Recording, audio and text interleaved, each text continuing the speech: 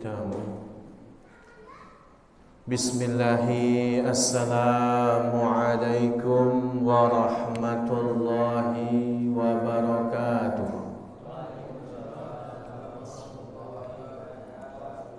Alhamdulillahi rabbil alamin, wa bihi nasta'inuhu ala umurid dunya waddin. Allahumma salli wa sallim wa barik wa an'im ala nabiyyina Muhammadin sallallahu alaihi wasallam wa ala alihi wa ashabihi ajma'in wa man ittaba'ahum bi ihsan ila yaumiddin, amma ba'd. Qala Allah tabaraka wa ta'ala, a'udzu billahi minasyaitonir rajim.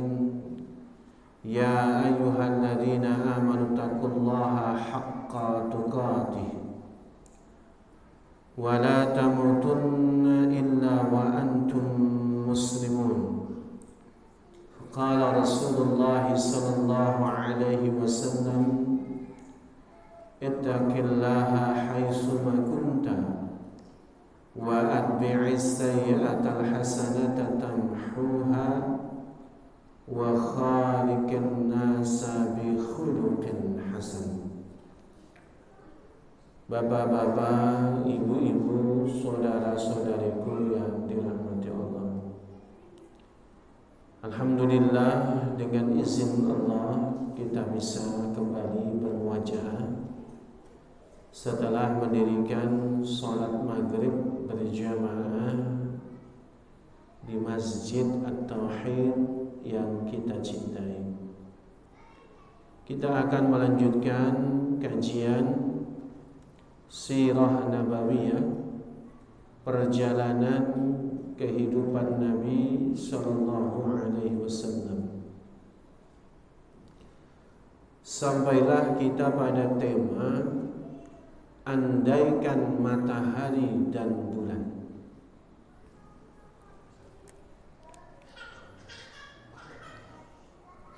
Berita besar,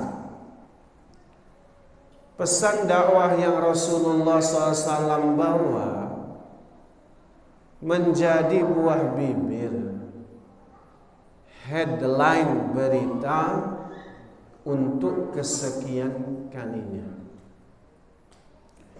Allah abadikan situasi tersebut di dalam Quran surah An-Naba di ayat yang ke-1 hingga 5. Allah Ta'ala berfirman, a'udzu billahi minasyaitonir rajim, amma yatasaalun 'anil naba'il 'azim alladzi hum fihi mukhtalifun kalla saya'lamun thumma kalla saya'lamun. Amma yatasaalun, tentang apakah mereka saling bertanya-tanya, anin naba'il 'azim, tentang berita yang besar. Para ulama menjelaskan berita yang besar ini salah satu di antaranya adalah gegernya Nabi akhir zaman. Jadi sebenarnya orang Quraisy ini lambat untuk merespon. Sebagaimana kita ketahui, Yahudi dan Nasrani sudah lebih dulu geger, bahkan sebelum Nabi diutus, bahkan sebelum Nabi lahir. Orang Yahudi dan Nasrani itu selalu bilang, ya, nanti tunggu akan lahirnya Nabi akhir zaman. Jadi Yahudi dan Nasrani lebih duluan geger. Nah, orang-orang Quraisy ini geger. Mereka awalnya dalam kondisi damai dalam kejahiliahan. Tapi dengan datangnya Nabi Shallallahu Alaihi Wasallam sudah nggak ada tuh damai lagi. Ada hingar-bingar, perseteruan, perselisihan. Makanya di dalam ayat yang ketiga, alladzihum fihi mukhtalifun, yang mereka perselisihkan tentang ini. Jadi dulu orang Quraisy itu kan nyaman dengan kejahiliahannya, akur, harmonis. Tapi keakurannya, keharmonisannya ini dalam kondisi jahiliyah. Barangkali sederhana komparasinya, perbandingannya Pak. Ada keluarga, suami istri sama-sama nggak ngaji, sama-sama nggak sholat, santai akur ada. Tapi kemudian beda dengan kondisi suaminya kemudian hijrah, suka ngaji, sholat tepat waktu, selalu menjaga diri dari yang haram, istrinya belum mau pakai hijab. Gimana coba? Berantem terus. Ini ilustrasinya. Kadang kedamaian, keharmonisan itu tidak selalu baik kalau kedamaiannya dalam kondisi jahiliyah. Jadi ada sebuah konsekuensi ketika ada salah satu di antara pasangan itu dia lebih dahulu berhijrah, cekcok tiap hari. Si suaminya rewel, bu, kenapa sih nggak pakai hijab? Istrinya masih belum pakai hijab. Wah, itu rame tuh tiap hari tuh. Yang lebih juga, yang lebih dulu hijrah istrinya. Wah, ini banyak yang kayak gini. Nah, kondisi ini mirip. Jadi orang-orang Quraisy itu damai dalam kejahiliahan. Gak ada yang rame-rame orang Arab itu. Ini diutusnya Nabi akhir zaman, rame, terjadi banyak gejolak, ada perselisihan. Si ayah beda dengan si anaknya. Sebaliknya ada anak yang masuk Islam, bapaknya belum. Belum ada ponakan masuk Islam, pamannya belum. Sehingga terjadi masalah di semua lini orang Quraisy. Makanya inilah an-naba'il 'azim, berita yang besar itu. Yang menjadi besar dan mereka bertanya-tanya, orang Quraisy itu pusing 7 keliling menghadapi masalah tentang Nabi ini. Dalam sudut pandang jahiliyah, Nabi adalah seperti duri dalam daging. Makanya nanti seorang Sayyidina Umar bin Khattab murka dan hendak membunuh Nabi itu alasannya ini. Bukan beliau nggak suka dengan Nabi berkaitan dengan akhlak, enggak. Umar mau membunuh Nabi zaman dahulu karena menganggap Nabi ini memecah belah persatuan orang Quraisy.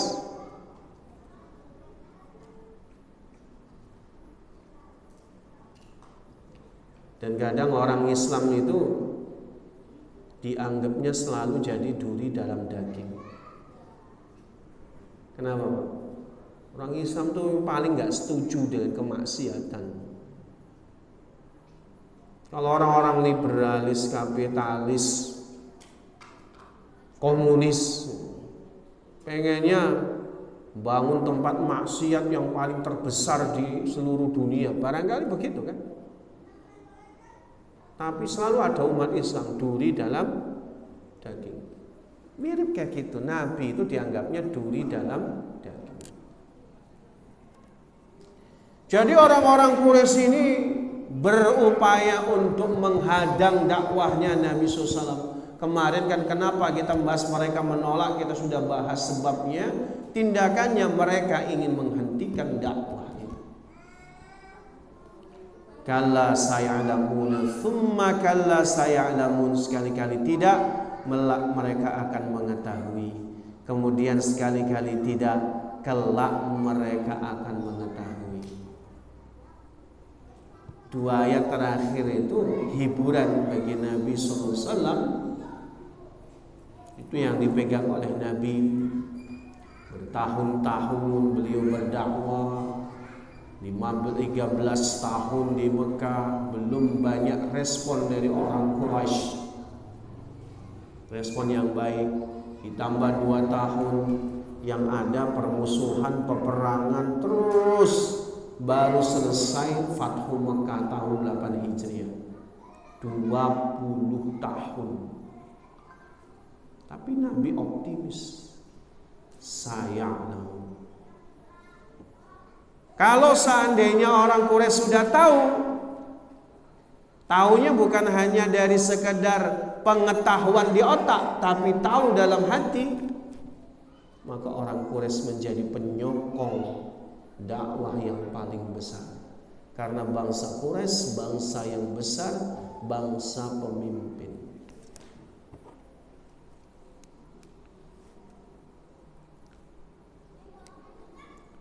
An Ibni Ishaq, wa madha Rasulullah sallallahu alaihi wasallam ala ma huwa alaih.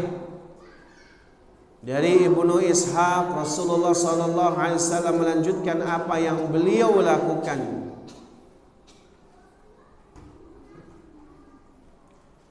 Wasyariyal amru bainahu wa bainahum fahadda ba'duhum ba'dha alaihi. Urusan kemudian terjadi antara beliau dan Quraisy telah tersebar. Sebagian orang Quraisy hadda, memprovokasi sebagian yang lain untuk memusuhi Nabi sallallahu alaihi wasallam. Thumma adu ila Abi Thalib.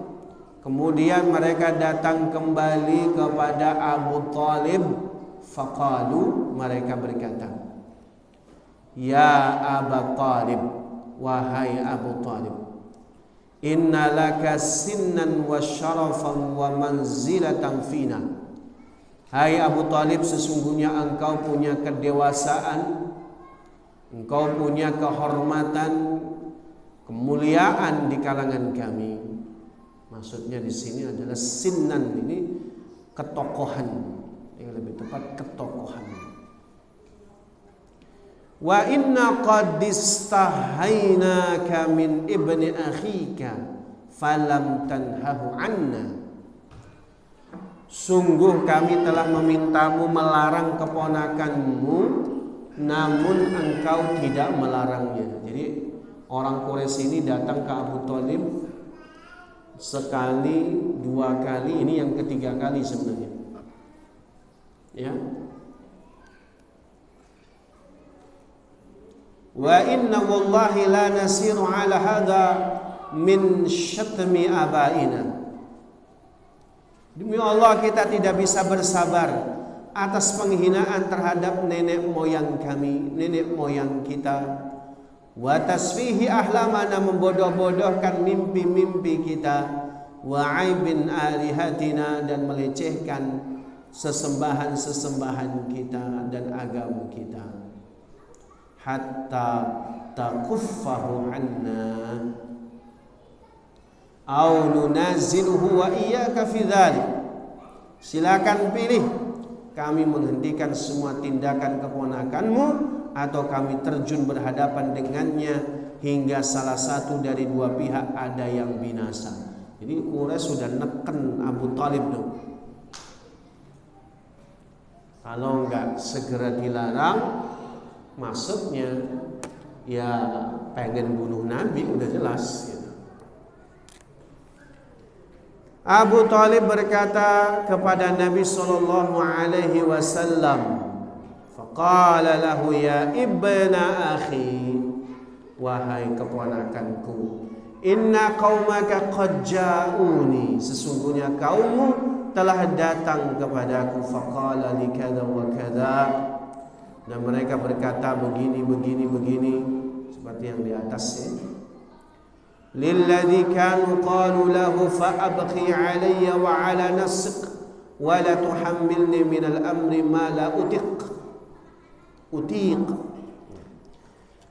Sesungguhnya maka janganlah kau bawa aku kepada urusan yang tidak aku sanggup memikulnya.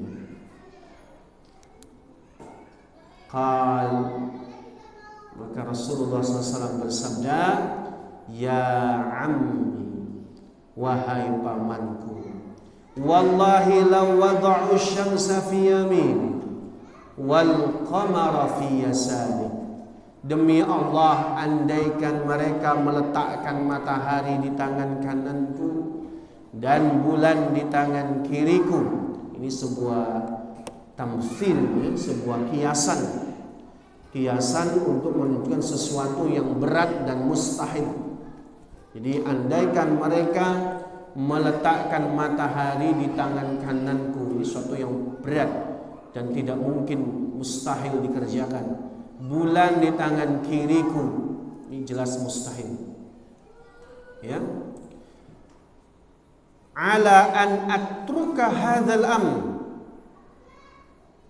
agar aku meninggalkan perintah ini, perintah untuk menjadi rasul, hatta yudhhirahullah aw ahliku fihi ma taraktuhu, maka aku tidak akan meninggalkannya hingga Allah memenangkannya atau aku binasa dalam perkara ini. Itu ya, ada di Sirah Ibnu Hisham, Sirah Ibnu Hisham. Kita lanjutkan. Summa baka Rasulullah sallallahu alaihi wasallam wa qala, lalu Rasulullah SAW menangis dan berdiri. Falamma walla nadahu Abu Thalib, ketika beliau hendak pergi, Abu Thalib memanggilnya. Rasul itu sebenarnya serba salah ya, sebagai sisi manusiawi. Beliau itu mengemban risalah di hadapannya kaum yang diharapkannya untuk menyokongnya. Karena kan kita tahu beban risalah Rasul ini paling berat dibandingkan para nabi dan para rasul sebelumnya. Kenapa? Kalau para nabi dan para rasul sebelumnya itu kenabian dan kerasulannya sifatnya lokal dan sementara. Lokal tergantung daerahnya, dan sementara karena akan digantikan oleh nabi selanjutnya.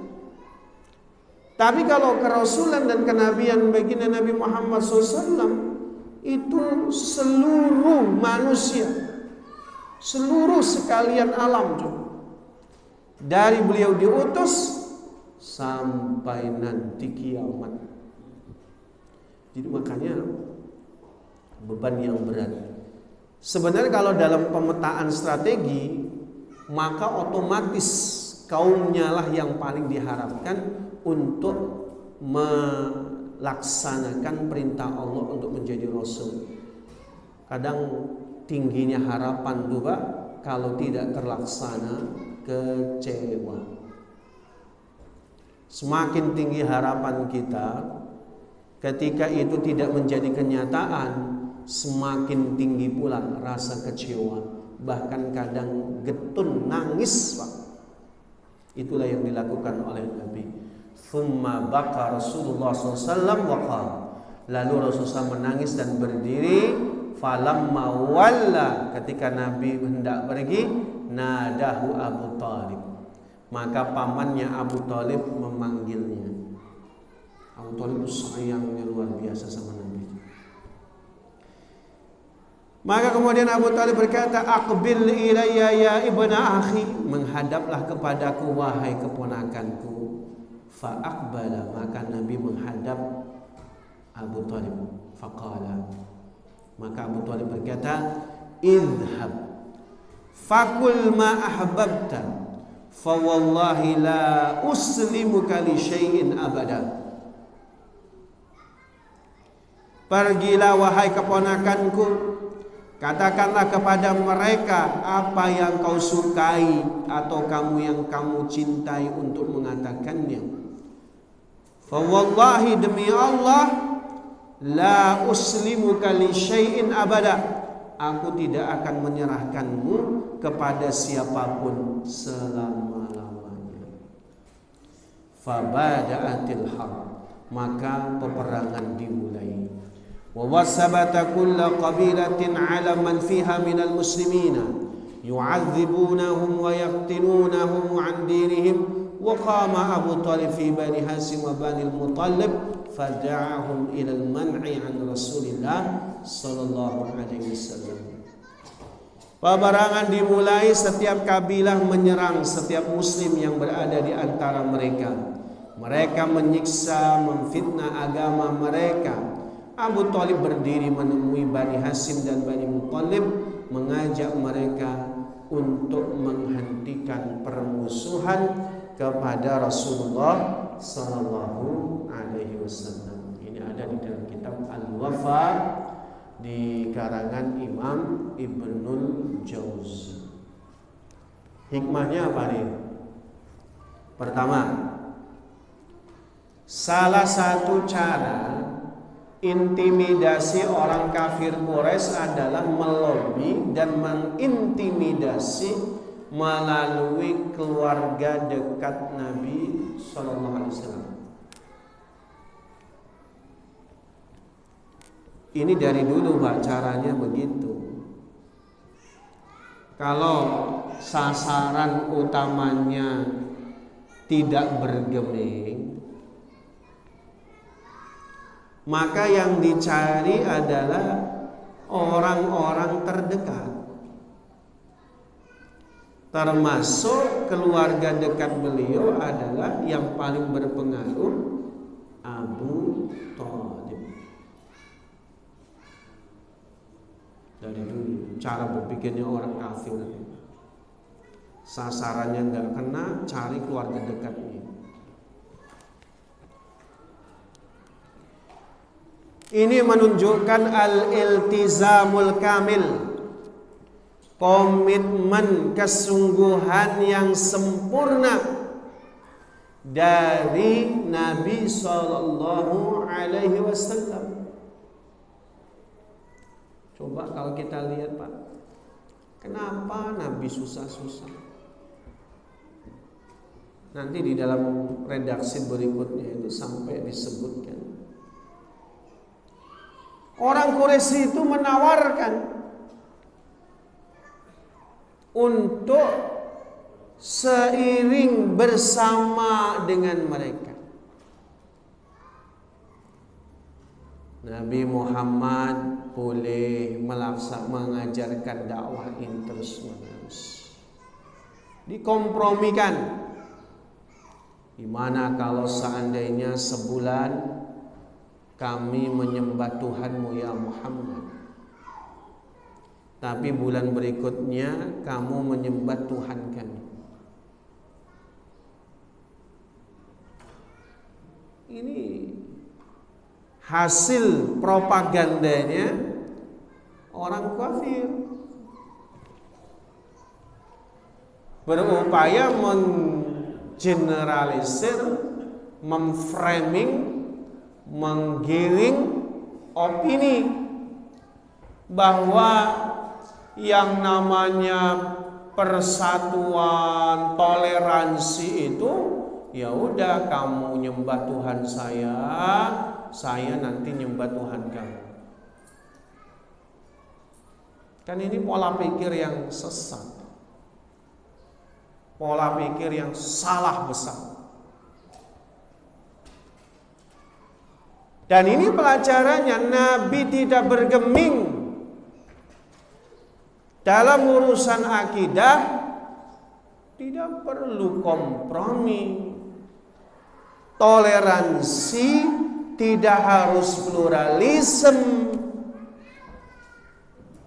Menggabungkan semua agama itu sama. Yang namanya toleransi, umat Islam juga ya Natalan, gitu loh maksudnya. Nauzubillah, bukan kayak gitu. Kalau kayak gitu ya dahulu Rasul juga mengiyakan. Kalau sekedar nyari damai, nyari kenikmatan hidup, Nabi ditawarkan harta. Kata Quraisy, kalau kamu menginginkan harta, kita bisa kumpulkan harta orang Quraisy, kami berikan kepadamu. Kalau kamu nyari tahta, biar kamu yang jadi pemimpin kami. Kalau kamu nyari wanita, bilang siapa yang kamu inginkan. Godaannya berat, Pak. Kalau harta jadi orang paling kaya. Ya, godaannya berat ini.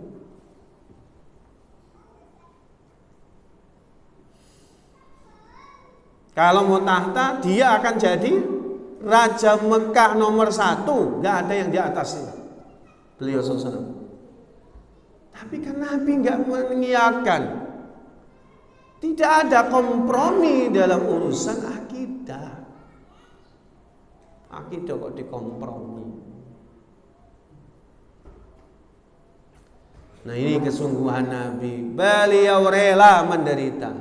Beliau rela sahabat-sahabatnya menderita.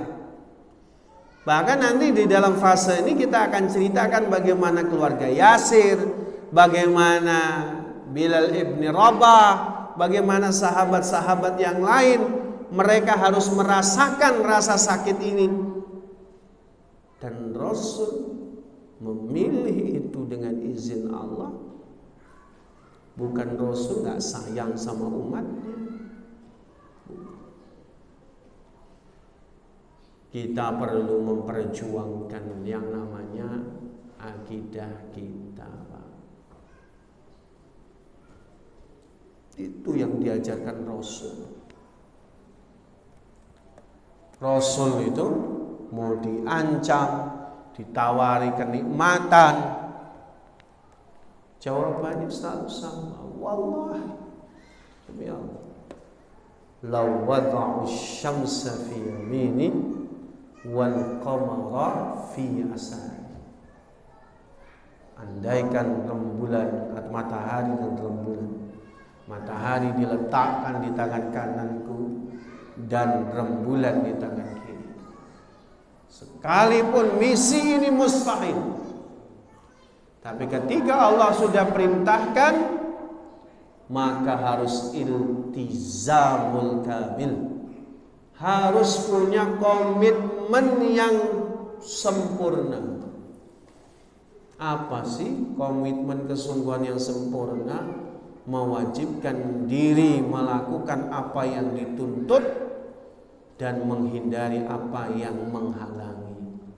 Nabi fokus, yaitu bagaimana melaksanakan tugas sebagai seorang Rasul. Kalau Rasul mikirnya bercabang, mikiri duit, wah udah nggak bisa.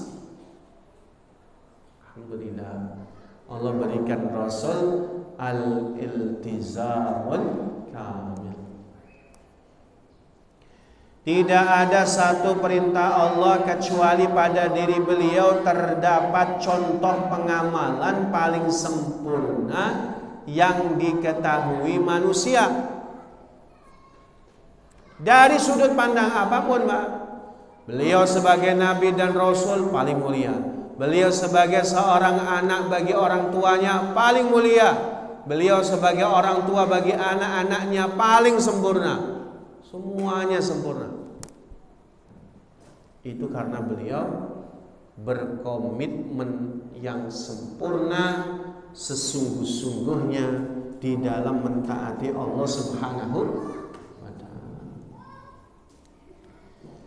Sifat tabligh Nabi yaitu dakwah yang sempurna.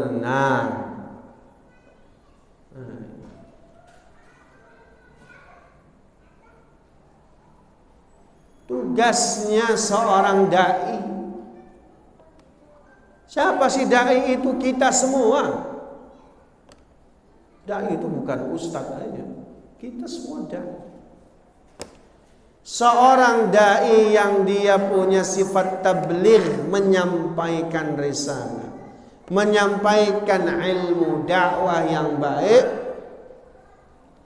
hendaknya punya komitmen, fokus pada cita-citanya, fokus pada tugasnya. Jangan oleng dengan dunia, jangan oleng dengan wanita, jangan oleng dengan tahta dan harta.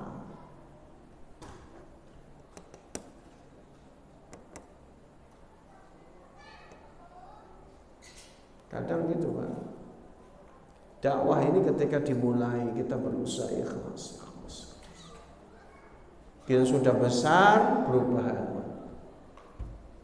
Berapa banyak orang-orang yang gugur seperti itu. Karena kurang iltizam, kurang sungguh-sungguh, kurang komitmen. Setelah cara lobby, fitnah, ejekan tidak berhasil, kafir Quraisy menyepakati intimidasi fisik terhadap kaum muslimin yang merupakan sifat secara umum dari orang kafir. Orang kafir itu dari dulu Pak, walan tarda ankal yahud walan nasara hatta tattabi'a millatahum. Tidak akan pernah ridha orang kafir itu kepada orang beriman. Itu yang ngomong Allah firman-Nya dalam surah Al-Baqarah. Orang kafir lembat lembut, santun sama orang beriman karena mereka jumlahnya sedikit. Kalau mereka mayoritas, jangan harap umat Islam.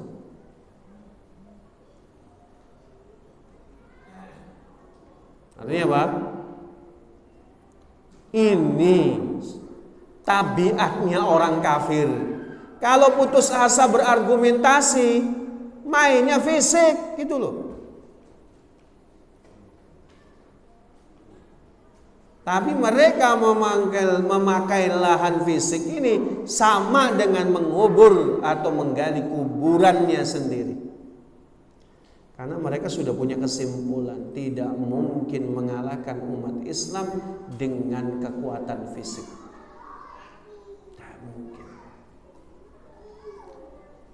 Tidak mungkin mengalahkan umat Islam dengan peperangan fisik. Itu mereka sudah tahu. Kenapa? Kata Khalid bin Walid ketika menghadapi pasukan Yarmuk, pasukan Romawi Yarmuk itu, atau pertama adalah pasukan Persia dulu, di depan Hurmuz, dia berkata, bagaimana mungkin pasukan Anda bisa mengalahkan pasukan kaum muslim? Bagaimana bisa? Karena pasukan Anda mencari kehidupan, sementara kami mencari kematian. Gak bisa. Itu Khalid bin Walid ngomong ke Hurmuz. Bagaimana Anda bisa mengalahkan kaum muslim? Pasukan Anda nyari kehidupan dari perang, sementara kaum muslimin nyari kematian dari perang. Pengennya mati syahid. Maka ya sing ada lawan. Gak ada lawan udah kayak gitu tuh. Cuma tabiatnya orang kafir tuh begini nih. Dialog kalah, argumentasi kalah. Ya. Akhirnya putus asa, mainnya fisik. Tapi kalau udah main fisik, itu kita umat Islam gak perlu takut. Itu sama saja dia menggali kuburnya sendiri.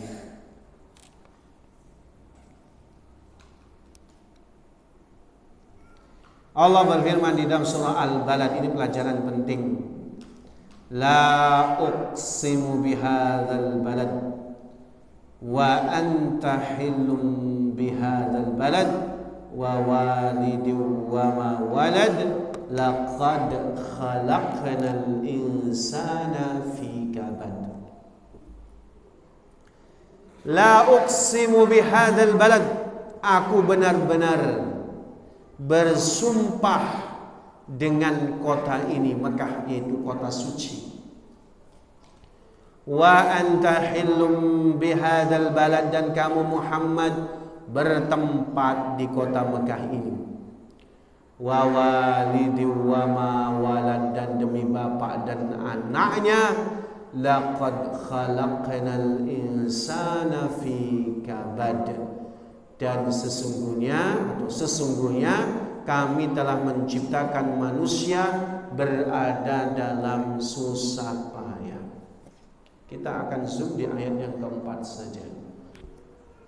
Laqad khalaqnal insana fi kabad.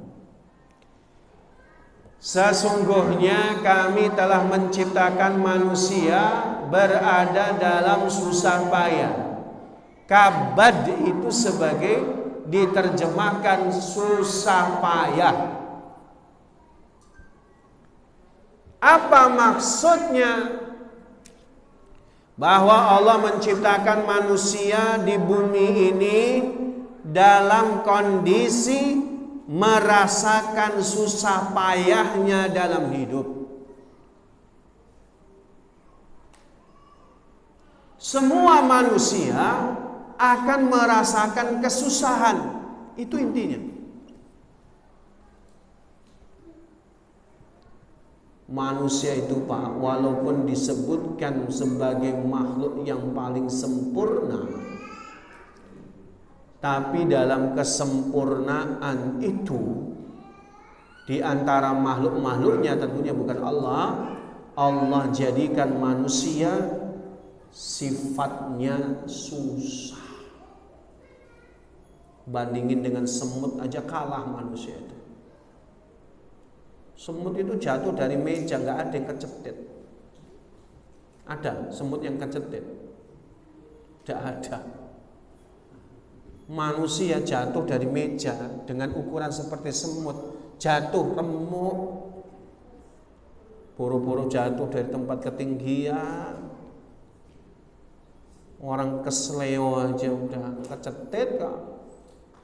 Manusia itu duduk lama semutan.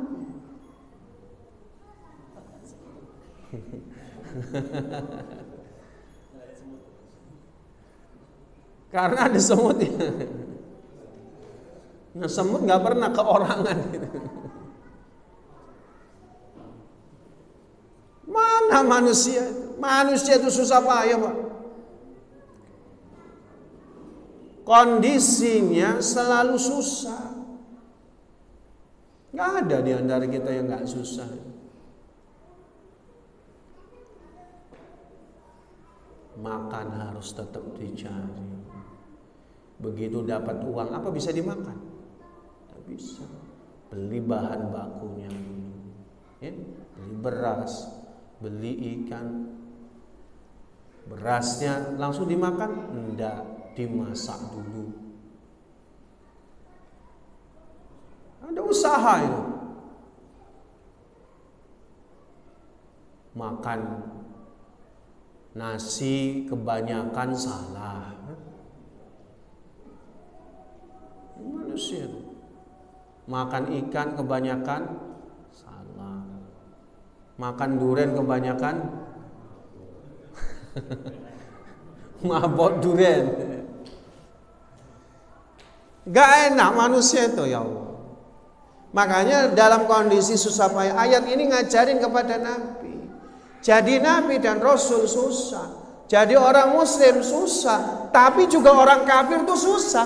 Jangan disangka orang kafir itu enak. Susah, Pak. Gagal misi tembak mati, Pak. Iya.